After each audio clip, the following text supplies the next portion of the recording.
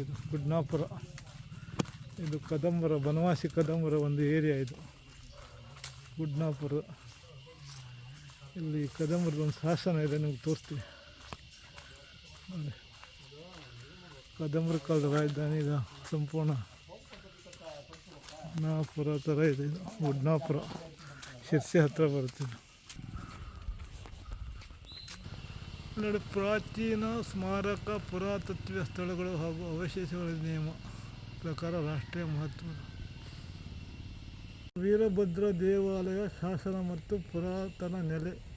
ವೀರಭದ್ರ ದೇವಾಲಯ ಇದು ಒಂದು ಗುಡ್ಡದ ಮೇಲಿದ್ದು ಮೂಲತಃ ಕಲ್ಯಾಣಿ ಚಾಲುಕ್ಯರ ಕಾಲದಲ್ಲಿ ನಿರ್ಮಾಣಗೊಂಡಿದ್ದು ಜೈನ ಮಂದಿರವಾಗಿತ್ತು.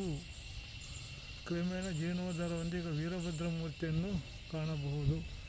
ತಳವಿನ್ಯಾಸದಲ್ಲಿ ಗರ್ಭಗೃಹ, ಅರ್ಧಮಂಟಪ ಮತ್ತು ನವರಂಗಗಳಿಂದ ಕೂಡಿದೆ. ನವರಂಗದಲ್ಲಿ ರತಿಮನ್ಮಥ, ವೀರಭದ್ರ, ಪಾರ್ಶ್ವನಾಥ, ಮಹಾವೀರ ಮೂರ್ತಿಗಳಿವೆ. ದೇವಾಲಯದ ಹೊರ ಪ್ರಾಂಗಣದಲ್ಲಿ ಇಟ್ಟಿಗೆಯಿಂದ ನಿರ್ಮಿಸಿದ ಕಟ್ಟಡದ ಅವಶೇಷಗಳು ಇತ್ತೀಚೆಗೆ ಉತ್ಖನನದಿಂದ ಬೆಳಕಿಗೆ ಬಂದಿದೆ. ಈ ಕಟ್ಟಡಗಳನ್ನು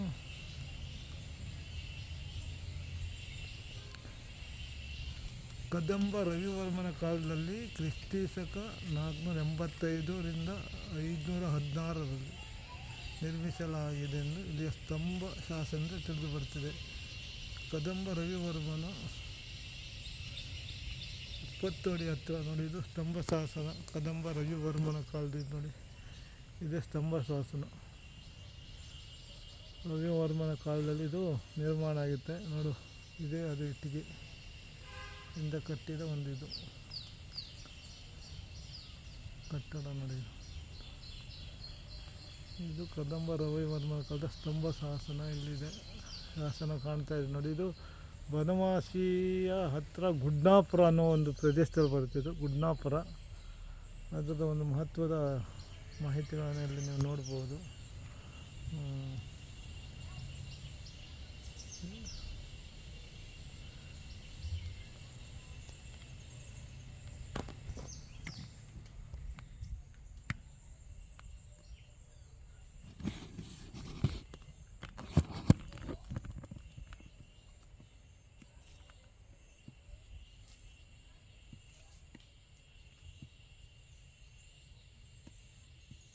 ಗುಡ್ನಾಪುರ ಇದು ಪುರಾತತ್ವ ಇಲಾಖೆ ಇದನ್ನು ಮೇಂಟೈನ್ ಮಾಡ್ತಾ ಇದೆ.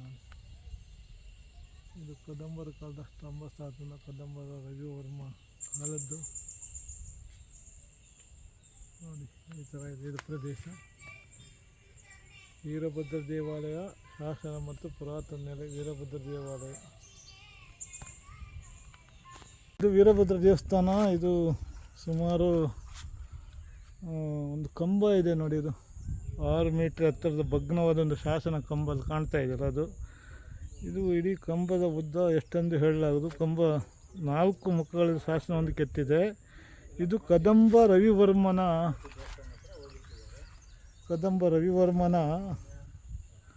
ಕಾಲದ್ದು, ಅಂದರೆ ಸುಮಾರು 485 ರಿಂದ 519 ಶಾಸನ. ಇದರಿಂದ ಕದಂಬ ಮಯೂರ ಶರ್ಮನ ತಂದೆ ಬಂಧುಶೇನ ಮತ್ತು ಆತ ವೀರಶರ್ಮ ಎಂಬ ಹೊಸ ವಿಷಯಗಳು ತಿಳಿದು ಬಂದಿದೆ. ಶಾಸನದಲ್ಲಿ ರವಿವರ್ಮ ಮನ್ಮಥನಿಗೆ ಆಲಯವೊಂದನ್ನು ಕಟ್ಟಿದನೆಂದು, ಅದು ಆಲಯ ಕಟ್ಟಿದನೆಂದು 6ನೇ ಶತಮಾನದಲ್ಲಿ ಇದು ದೃಢವಾಗುತ್ತದೆ. ಗುಡ್ನಾಪುರ ಗುಡ್ಡ ತಟಾಕ ಎಂದು ಕರೆಯಲಾಗಿದೆ. ಈಗಲೂ ಗುಡ್ನಾಪುರಕ್ಕೆ ಹೊಂದಿತಂದು ಈ ಭಾಗದ ವಿಸ್ತಾರವಾದ ದೊಡ್ಡ ಕೆರೆ ಇದೆ. ಅದನ್ನು ಗುಡ್ಡ ತಟಾಕ ಅಂತಾರೆ.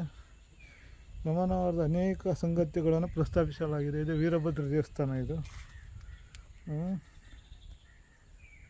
ರೇಖಾಚಿತ್ರಗಳಿವೆ ಇದು ಬಂಡೆ ಮೇಲೆ ನೋಡಿ. ಇದು ವೀರಭದ್ರ ದೇವಸ್ಥಾನ ನೋಡಿ. ಇದು ಗುಡ್ನಾಪುರ ಕದಂಬರ ಕಾಲದ ಒಂದು ಕನ್ನಡದ ಪ್ರಥಮ ಸಾಮ್ರಾಜ್ಯ ಕದಂಬರು. ಸರ್ ಬನ್ನಿ, ನೀವು ಇದೇ ಊರಿನವರಾ? ಹೇಳಿ ದೇವಸ್ಥಾನದ ಏನು ವಿಶೇಷ ಅಂತ ಇದು? ಇದು ಭಯಂಕರ ಪ್ರಶ್ನೆ. ಇದು ಬಹಳ ಇದ್ರಿ. ಇದು ಇಲ್ಲಿ ಯಾರು ಬಂದವರಿಗೆ ಯಾರಿಗೂ ಮೋಸ ಆಗಿಲ್ಲ. ಭಾರಿ ಪ್ರಸಿದ್ಧ ದೇವಸ್ಥಾನ. ಅಂದ್ರೆ ಮೋಸ ಅಂದ್ರೆ ಏನು? ಅಂದ್ರೆ ಏನೇ ನೀವು ಕೇಳ್ಕೊಂಡು ಹೋದ್ರು ಅದನ್ನ ಪ್ರತಿಫಲ ಆಗುತ್ತೆ. ಏನ್ ದೇವರಿದ್ದಾರೆ ಇಲ್ಲಿ ಹೇಳಿ? ಇದ್ರದ್ದು ವೀರಭದ್ರ. ಅದು ಕದಂಬರ ಕಾಲದಿಂದ ಬಂದಿದ್ದು. ಓಕೆ. ಅದು ನಮಗೆ ಕಟ್ಟಿದ್ದು ನಮಗೊಂದು ಗೊತ್ತಿಲ್ಲ. 54 ವರ್ಷ ಆಗಿದ್ದು ನಮಗೆ. ನೀವು ಇದೇ ಊರಿನವರೇ? ಇದೇ ಊರು, ಇದೇ ಗ್ರಾಮ. ಎಲ್ಲ ಅಂದರೆ ಕದಂಬೋತ್ಸವ ಇಲ್ಲಿಂದ ಶುರು ಆಗುತ್ತಾ? ಇಲ್ಲಿಂದಾನೆ ಸ್ಟಾರ್ಟ್. 2 ದೀಪ ಹೋಗುತ್ತೆ.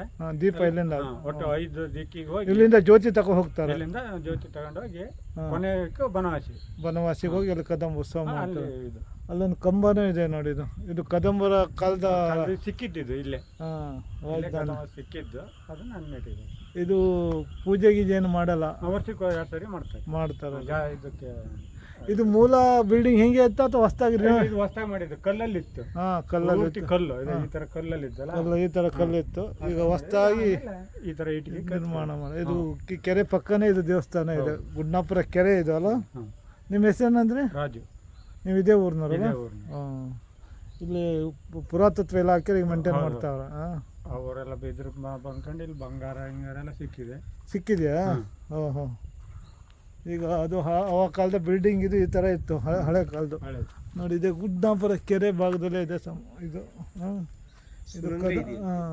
ಸುರಂಗ ಇದೆ ಇಲ್ಲಿ ಅದ್ರೊಳಗೆ. ಬಾವಿ ಇದೆ. ಸುರಂಗದಿಂದ ಇಲ್ಲಿಂದ ಹಡ್ಲಿಗಿಂದ ಬನವಾಸಿ. ಇದು ಒಳಗಿನ ಒಂದು ಸುರಂಗ ಮಾರ್ಗ ಇದೆ. ಅದ್ರ ಒಳಗಡೆ ನೀವು ನೋಡಿದ್ರ ಸುರಂಗ? ಬಾವಿ ಇದೆ, ದೊಡ್ಡಕ್ಕಿದೆ. ನಾವು ನೋಡಿಲ್ಲ, ಜನ ಹೇಳಿದ್ದು. ಅಲ್ಲಿ ಬರ್ದಿದ್ದು ಶಿಲ್ಪೆ ಇದೆ. ಹೌದಾ?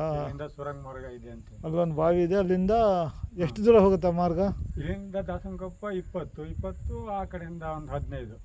35 ಕಿಲೋಮೀಟರ್ ಸುರಂಗನ ಇದು? ಅಷ್ಟು ಉದ್ದ ಸುರಂಗ ಮಾಡಿದ್ರು ಆ ಕಾಲದಲ್ಲಿ. ಅವಾಗಂದ್ರೆ ರಹಸ್ಯವಾಗಿ ಓಡಾಡ್ಲಿಕ್ಕೆ ರಾಜರು ಬರ್ತಿದ್ರಲ್ಲ, ಅವರೆಲ್ಲ ಅಟ್ಯಾಕ್ ಮಾಡಿದಾಗಲ್ಲ ಟೈಮಲ್ಲಿ ಇವರು ಸುರಂಗದಲ್ಲಿ ಹೋಗ್ತಿರು ಅಂತ. ಈಗ ಅಲ್ಲಿ ಒಳಗಡೆ ಇದ್ರೊಳಗೆ ಬಾವಿ ಇದೆ. ಇದು ವೀರಭದ್ರ ದೇವಸ್ಥಾನ. ಈಗ ಇದು ತುಂಬ ಸೈಲೆಂಟ್ ಊರಾಗ್ಬಿಟ್ಟಿದೆ, ಏನು ಸೌಂಡ್ ಇಲ್ಲ. ಎಷ್ಟು ಮನೆ ಇದೆ ಈಗ ಊರಲ್ಲಿ? ಇಲ್ಲಿ 150 ಮನೆ ಇದೆ. ಎಲ್ಲ ಅಗ್ರಿಕಲ್ಚರೇ ಮಾಡ್ತಾರೆ, ಕೃಷಿನೇ ಮಾಡ್ಕೊಂಡಿರ್ತಾರೆ. ಏನು ಸಮಸ್ಯೆ ಇದೆ ಊರಲ್ಲಿ ಈಗ? ಸಮಸ್ಯೆ ಏನಿಲ್ಲ, ಎಲ್ಲ ನೀರು ಗೀರು ಚೆನ್ನಾಗಿದೆ, ಮಳೆ ಚೆನ್ನಾಗಿ ಬಂದಿದೆ, ಇದೆಲ್ಲ ಅನುಕೂಲ ಮಾಡ್ಕೊಟ್ಟಾರೆ ಗೌರ್ಮೆಂಟ್. ಅಡಿಕೆ ಗಿಡಕೆ ಎಲ್ಲ ಬೆಳ್ಕೊಂಡು ಆರಾಮಾಗಿದ್ದಾರೆ. ಕೆಲವರು ಬಡವರು ಇದ್ದಾರೆ. ಗುಡ್ನಾಪುರ ಒಂದು ಕಾಲದಲ್ಲಿ ಇದು ಕದಂಬರ ಬನವಾಸಿ ರಾಜಧಾನಿ ಇದು. ಇವಾಗ ಈ ಥರ ಸೈಲೆಂಟ್ ಆಗಿದೆ ಊರಿದು. ಥ್ಯಾಂಕ್ ಯು ಸರ್, ಧನ್ಯವಾದಗಳು. ಅದೇ ಗೊತ್ತು, ಹೋಗ್ಬಿಟ್ರೆ ಅವ್ರಿಗೆ ಗೊತ್ತಿದ್ದವರೆಲ್ಲ. ನೋಡಿ, ಇದು ಕದಂಬರ ಕಾಲದ ಒಂದು ರಾಜಧಾನಿ, ಒಂದು ಕಾಲದ ರಾಜಧಾನಿಯಾಗಿ ಮೆರೆದು ಊರು ಈ ಥರ. ಇವಾಗ ತುಂಬ ಸೈಲೆಂಟ್ ಆಗಿಬಿಟ್ಟಿದೆ, ಮೌನವಾಗಿ ಸೈಲೆಂಟ್ ಊರಾಗಿದೆ ನೋಡಿ. ಆ ಕಾಲದ ಒಂದು ಶಾಸನ ಕಂಬನೂ ಇಲ್ಲೇ ಇದೆ.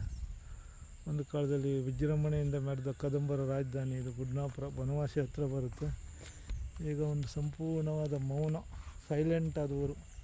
ಎಲ್ಲ ಕಡೆ ಹಸಿರಿದೆ, ಜನನೂ ಸೈಲೆಂಟ್ ಆಗಿದ್ರೆ. ಇವರೆಲ್ಲ ಒಂದು 150 ಮನೆ ಇದೆಯಾ? 150 ಮನೆ ಕೃಷಿ ಮಾಡಿಕೊಂಡು ಅಡಿಕೆ ಬೆಳ್ಕೊಂಡು, ಅಡಿಕೆ, ಭತ್ತ, ಕಬ್ಬು, ಜೋಳ ಭಾಳ ಬೆಳ್ಕೊಂಡು ಅವ್ರ ಪಾಡ್ಗೆ ಅವ್ರು ಸೈಲೆಂಟ್ ಆಗಿದೆ. ಗುಡ್ನಾಪುರ ಊರಿದು ಕದಂಬರ ರಾಜಧಾನಿ ಆದ ಒಂದು ಬನವಾಸಿ. ಇಲ್ಲಿಗೂ ಬನವಾಸಿಗೆ ಎಷ್ಟು ದೂರ ಆಗುತ್ತೆ? 3 ಕಿಲೋಮೀಟರ್ ಅದು ಬನವಾಸಿ. ಇದೆಲ್ಲ ಕದಂಬರ ಡೈನೆಸ್ಟಿ ಸಾಮ್ರಾಜ್ಯದ ಬಂದ ಒಳಗಿದ್ದು ಊರು ನೋಡಿ. ಇವತ್ತು ಒಂದು ಸೈಲೆಂಟ್ ಆಗಿದೆ, ಇತಿಹಾಸದ ಪುಟದಲ್ಲಿ ಸೇರಿ ಹೋಗ್ಬಿಟ್ರೆ. ಕನ್ನಡದ ಪ್ರಥಮ ಸಾಮ್ರಾಜ್ಯ ಕದಂಬ ಸಾಮ್ರಾಜ್ಯ. ಆವಾಗ ಕನ್ನಡ ಭಾಷೆ ಹೇಗೆ ನೋಡಿ. ಕನ್ನಡ ಶಾಸನ ಇದು ಕದಂಬರ ಕಾಲದ ಶಾಸನ, ಶಿಲಾಶಾಸನ. ಇದು ಗೋಪುರ 6 ಮೀಟ್ರದ್ದು, ಎಷ್ಟು ಎತ್ತರ ಅಂತ ಗೊತ್ತಿಲ್ಲ, ಮುರಿದೋಗಿದೆ ಇದು ಗೋಪುರ ನೋಡು. ಅದನ್ನು ಕಾಯ್ದಿರಿಸಿದ್ದಾರೆ. ಇದು ಬಿದ್ದು ಹೋದದನ್ನು ಪುನಃ ನೆಟ್ಟಿದ್ದಾರೆ ಈ ಥರ ಎಲ್ಲ ಸಪೋರ್ಟ್ ಕೊಟ್ಟು ಕಂಬನ.